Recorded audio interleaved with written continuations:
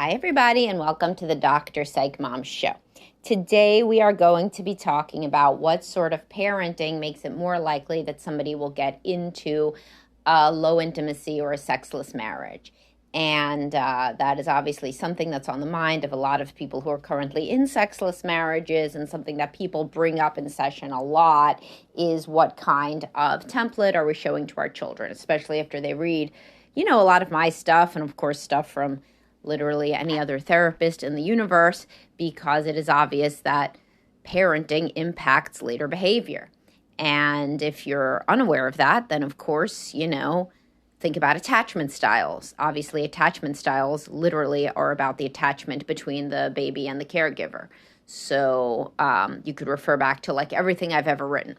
But anyway, before we get to that, please do subscribe. My most recent subscriber episode was on the unique relationship issues of guys in sales and what their marriages and marital problems are like, which adds to many, many other professions that I covered, like entrepreneur, doctor, lawyer, IT, and veteran/first responder.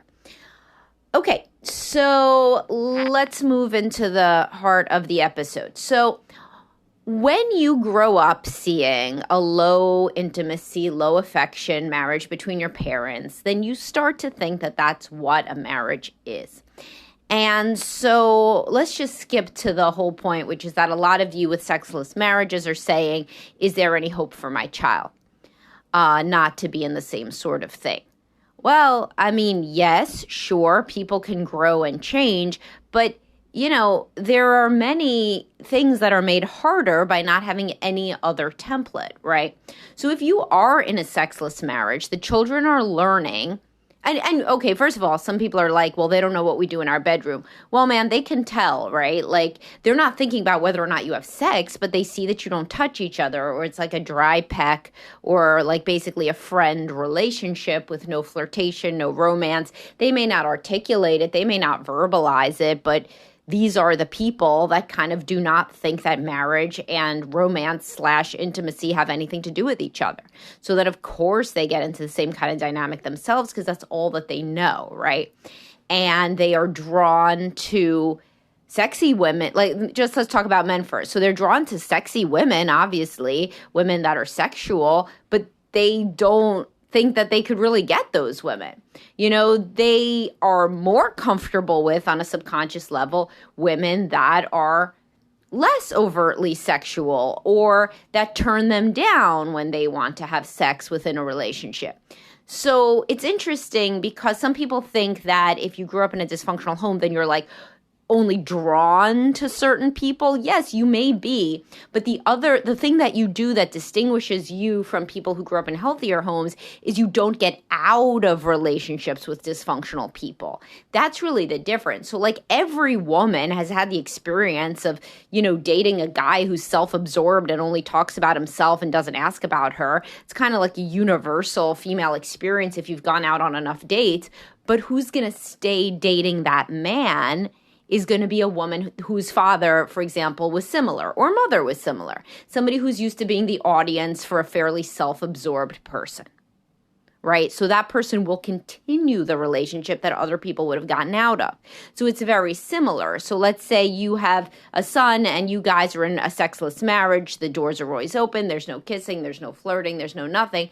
So when he sees a pretty girl and he asks her out, if he is in college, let's say, and they start dating and they kiss and he goes to touch her breast and she says no, right? And so, okay, well, then they start dating. They go on another date, another couple dates. She keeps saying no.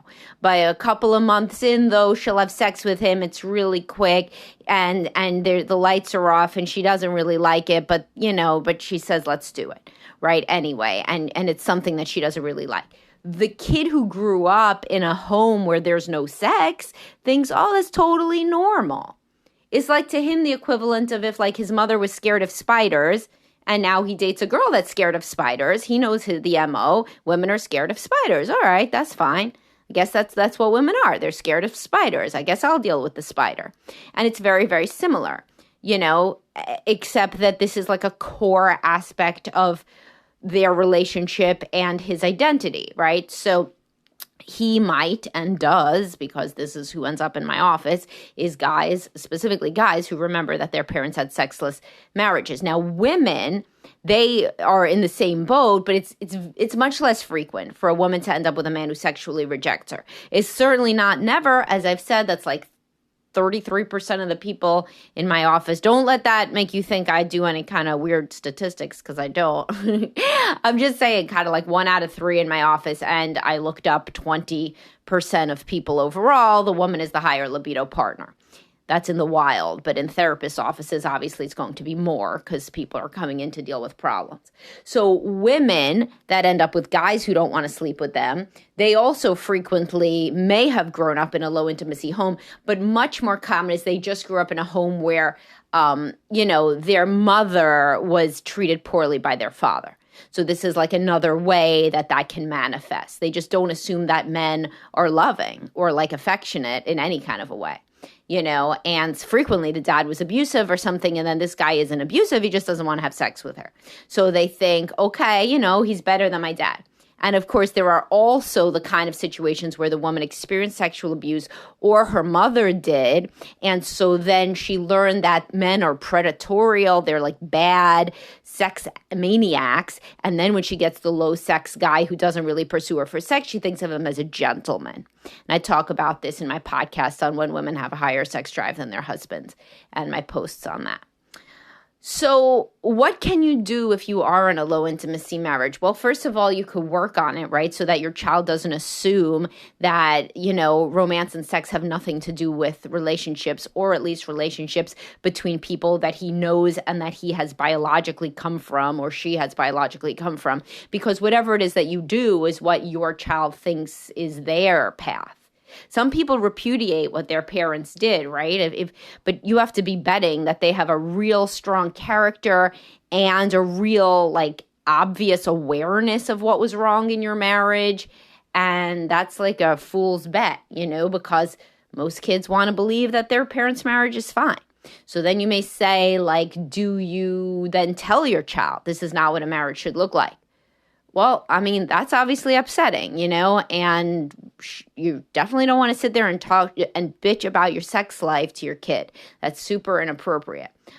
So what's left? Well, there is a path forward. What is it? It's called working on your marriage, right?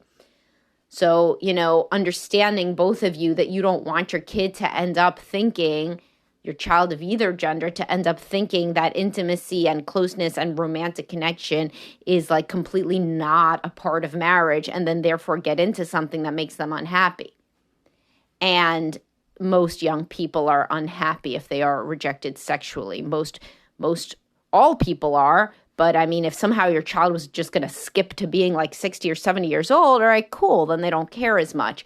But when a young person is in their 20s and 30s and they've never been in a sexually happy relationship, or they've never felt like they can really explore sexually and romantically and really feel like the people that they see in the movies. And yes, it does feel like you're in the movies when you're in a honeymoon stage in a romantic relationship. It really does. Just like how new relationship sex feels like porn. I mean, that's the thing. When we say things like, life isn't like a fairy tale, life isn't like romantic movies, life isn't like porn. It isn't, except, when you're young and you're in the honeymoon stage with a new partner, then it does feel like all that. It does feel like you finally understand what everybody's talking about, and all the love songs and everything, all the media surrounding sex and love makes sense. But if you are a person that grew up saying, well, that stuff is fiction because I know what marriage is, and marriage is what my mom and dad have, where they're like brother and sister, then you never get to experience some of that, and you don't even think that it's possible for you. I always say that adult children of dysfunctional families feel like they're looking in the window at everybody else's happy life. They're like this person out in the cold looking in at a happy family or a happy couple or whatever through the window and not able to really participate. And that is what it feels like to be an adult child of dysfunctional family that has not worked on your issues, and therefore is kind of replicating all of the different things that you learned and never getting to feel part of a truly connected couple or family. So you got to work on your relationship is really the upshot. It's a long way to say you really got to work on your relationship if you don't want your child to be condemned to something similar. And some women especially will say, well, fuck it, sex isn't the most important thing. They're learning more important things from us. They're learning how to be a team. They're learning how to co-parent. They're learning how to, decide who drives to Little League and who cooks dinner. And we love the children so much, and we say, I love you to them. And it's not like My Cold House. We say, I love you to the kids, and we lay with them till they go to sleep when they're little, and we read them stories and look at all these pictures we have and videos. They're so loved. Yeah, totally. They're so loved. You definitely beat your own dysfunctional family in that regard. Your kids feel more loved than you, 100%. I believe you. However, it ends there. That's where the progress ends. It's a lot of progress. It's significant, wonderful progress to make your children feel loved in a way that you never felt. But what isn't it? It isn't the whole Monty, though. It isn't the full Monty. It isn't the rest of the equation where you also teach them what a happy, loving, romantic couple looks like. And I'm not saying you got to be jumping into each other's arms all the time and it's got to be some kind of rom-com in your house, but there is a way that it looks like for parents to hug and kiss and shut the door sometimes to be intimate and go on dates. This is a thing, and if your child doesn't see it, if they do not see the example, then it's very, very hard to think that they are a person who deserves this or can have this in any way. So you got to go to couples counseling. You got to get with a provider that can help you guys to be closer and more connected. And that frequently then branches off into individual work, because there's going to be usually one more sex negative partner that may have to work on that. And then one partner who's more of the preoccupied attachment and obsessional partner about the relationship. A very common pairing of people that end up in these super team friend-like marriages, although of course on the inside they are very lonely often, and they often don't like each other very much, and there's a lot of resentment, but on the surface it looks very friendly, and everybody's, quote, happy family is frequently made up of one late bloomer preoccupied attachment man and one sex negative avoidant attachment woman. And that's the most common that I see that gets into this situation, because even if you listen to this and you think that all women are sex negative, they're not. It's, of course, sex frequency goes down. Of course, the couple in their 40s aren't having as much sex as this couple in their 20s, unless, of course, she was always on hormonal birth control. Then sometimes they're having more because it was artificially deflated, but her sex drive. But the point being that most women want to have sex. The 90% of, maybe now 85% of couples are not sexless. So that means that that's the vast majority. So you can listen to this and think that that's not what that means, because it is. Most couples are having sex. Most people are securely attached, and 50 to 60% of people are securely attached. That could be you, but it isn't going to be you if you do not put in the work, if you grew up in a home where you did not see a lot of physical closeness, did not see romantic intimacy, where you were taught to be very sex negative, etc. And what about if you go to therapy and it doesn't work out? Well, then, you have tough decisions to make, and some people make a decision not to remain in the relationship. Some people make a decision to just keep working on it, at least until the kids are out of the house. Some people make a decision, to just shelve it and be in somewhat of what we call a co-parenting marriage. These are all options, but you know what? You're not at any of those options yet, because you could still try. You could still try to listen to this, make it a wake-up call, possibly listen to it with your spouse and say, maybe we could commit to raising our children with a more loving, close, romantic template. All right, I hope you guys really enjoyed this, got something out of it, and made you think, and I'll talk to y'all soon. Have a great day.